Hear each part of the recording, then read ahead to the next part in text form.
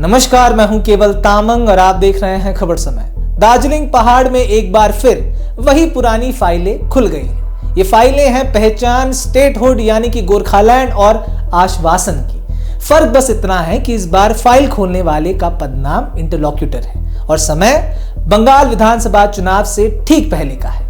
केंद्र द्वारा नियुक्त इंटरलॉक्यूटर पूर्व deputy national security advisor Pankaj Kumar Singh का क्षेत्र में पहुंचना गोरखाओं की मांगों के समाधान की ओर इशारा है या फिर चुनावी रणनीति। इस सवाल ने दार्जिलिंग पहाड़ की राजनीति का पारा अचानक बढ़ा दिया है। आज इंटरलॉक्यूटर पहाड़ में भाजपा सांसद राजू बिष्ट समेत भाजपा के ही घटक दलों और नेताओं से मिले हैं। अब इसी पृष्ठभूमि में जीटीए चीफ और भारतीय गोरखा प्रजातांत्रिक मोर्चा के अध्यक्ष अनित थापा ने एक ऐसा बयान दिया जिसने इस पूरी कवायद को कटघरे में खड़ा कर दिया। पहाड़ के कुछ मीडिया चैनलों में पूछे गए सवाल पर उन्होंने साफ कहा कि अगर प्रधानमंत्री और गृह मंत्री रिकॉर्ड पर यह कहते कि गोरखालैंड दिया जाएगा तो वह आगामी चुनाव नहीं लड़ेंगे। अब ये बयान सिर्फ एक चुनौती की तरह नहीं देखा जा रहा है, बल्कि केंद्र, भाजपा सांसद, भाजपा विधायक, सहयोगी दलों और इंटरलॉक्यूटर सभी के लिए खुला राजनीतिक दांव था। अनित थापा का संदेश स्पष्ट था, गोरखालैंड की घोषणा चाहिए, प्रक्रिया नहीं।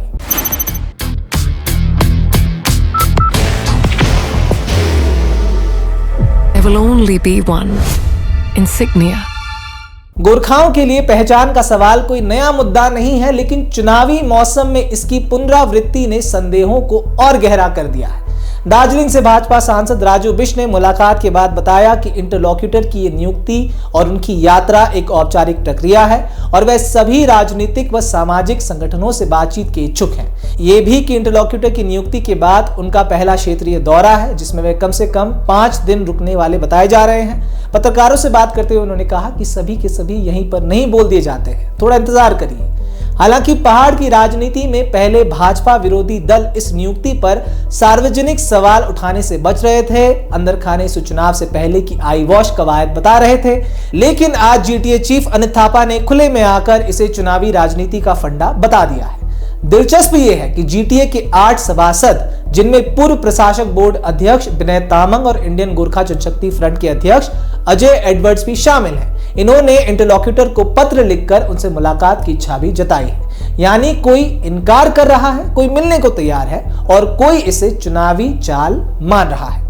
इस पूरी कहानी में सबसे सख्त आपत्ति आई थी पश्चिम बंगाल की मुख्यमंत्री ममता बनर्जी की ओर से। उन्होंने प्रधानमंत्री नरेंद्र मोदी को 2 बार पत्र लिखकर इंटरलॉक्यूटर की नियुक्ति और कार्यालय के संचालन को असंवैधानिक, मनमाना और कानूनी वैधता से रहित बताया था। ममता बनर्जी का तर्क है कि उनकी आपत्ति के बावजूद गृह मंत्रालय के तहत इंटरलॉक्यूटर का कार्यालय काम करना चौंकाने वाला है। राजनीतिक पर्यवेक्षकों के अनुसार इस पत्राचार के जरिए तृणमूल कांग्रेस यानी कि ममता बनर्जी ये नैरेटिव गढ़ रही है कि भाजपा शासित केंद्र बंगाल को बांटने की राजनीति कर रहा है और ये ठीक उसी समय हो रहा है जब विधानसभा चुनाव का बिगुल बज चुका है। बाहर की भागदौड़ अब नहीं तोड़ेगा आपके घर का सुकून। SBM गोल्ड UPVC विंडोज, आपके घर का सुकून। लेकिन इधर जमीनी हकीकत यह है कि इंटरलॉक्यूटर से मुलाकातों का सिलसिला शुरू हो चुका है। दार्जिलिंग पहुंचने के बाद आज उन्होंने विभिन्न पहाड़ी नेताओं से बातचीत की। भाजपा सांसद, भाजपा विधायक और भाजपा के सहयोगी दलों के नेताओं से मुलाकात की, लेकिन पहला दिन था। अब जहां गोरखालैंड को पूर्ण राज्य बनाने की स्पष्ट और असंदिग्ध मांग इन मुलाकातों के दौरान रखी गई, गोरखा जनमुक्ति मोर्चा यानी कि GJM के प्रतिनिधियों ने साफ कहा कि यदि अलग राज्य यानी कि गोरखालैंड संभव नहीं है तो पूर्ण विधायी अधिकारों वाला केंद्र शासित प्रदेश ही न्यूनतम विकल्प है। GJM प्रमुख बिमल गुरुंग और महासचिव रोशन गिरी ने इंटरलॉक्यूटर को सौंपे पत्र में कहा कि दशकों से लोकतांत्रिक और संवैधानिक तरीके से ये मांग रखी जा रही थी, लेकिन हर व्यवस्था के बाद भी मूल समस्या जस की तस बनी हुई है। पत्र में यह भी जोर दिया गया कि ये मांग अलगाववाद नहीं बल्कि संघीय ढांचे के भीतर प्रशासनिक दक्षता, ऐतिहासिक अन्याय और आत्मशासन के अधिकार की बात है।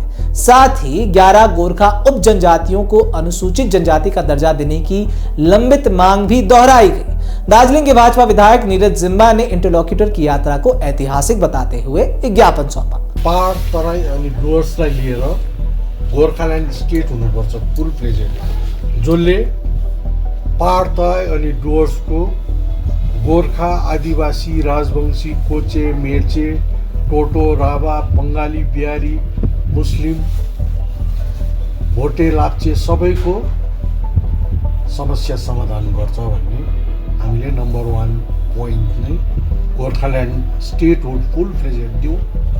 यदि गोर्खाल्यान्ड बनिनु सक्दैन भने national perspective security point of भ्यूबाट union territory with a legislature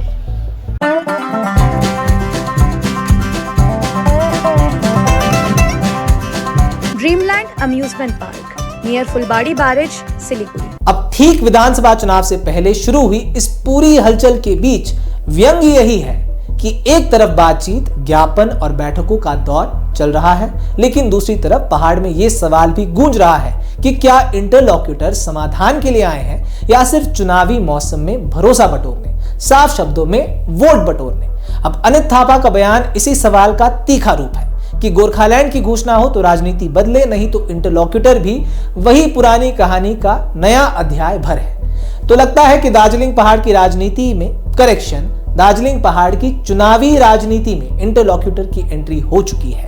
आने वाले दिनों में मुलाकातों के न्योते भेजे जाएंगे, कुछ स्वीकार होंगे, कुछ को इग्नोर कर दिया जाएगा, बयानबाजियां होंगी कि बुलाया था पर आए नहीं, कि जाने का क्या फायदा, मुद्दा क्या है, चुनावी रणनीति, वोट मांगने का तरीका वगैरह वगैरह।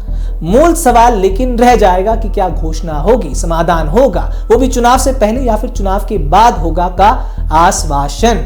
अब ममता बनर्जी और राज्य सरकार की उदासीनता और केंद्र के आश्वासन के बीच डगर कठिन है। नेता बहुत सारे हैं तो बयानबाजियां भी बहुत होंगी और पहाड़ के गोरखा हाँ में हाँ मिलाते हुए अपने अपने नेताओं के खेमे में चले जाएंगे। उसी पर बाकी भी न्यूज रिपोर्ट बनाते रहेंगे, हम भी बनाते रहेंगे। आप भी देखते रहिए। चुनावी खेल शुरू हो चुका है, लेकिन ध्यान रहे खबरों की हेडलाइंस और नेता के भाषण के बीच आप सवाल उठाना ना भूलिएगा, अपनी मांगों को रखना ना भूलिएगा। बाकी इंटरलॉक्यूटर के मुद्दे पर आगे की खबर के साथ फिर आपसे मुलाकात होगी ही। ये भी बोलते रहेंगे, हम भी बताते रहेंगे, आप भी देखते रहिए, देखिएगा जरूर। ऐसे ही तमाम खबर को जानने के लिए हमारे साथ बिल्कुल बने रहें। देखते रहें खबर समय, हर समय खबर समय। धन्यवाद।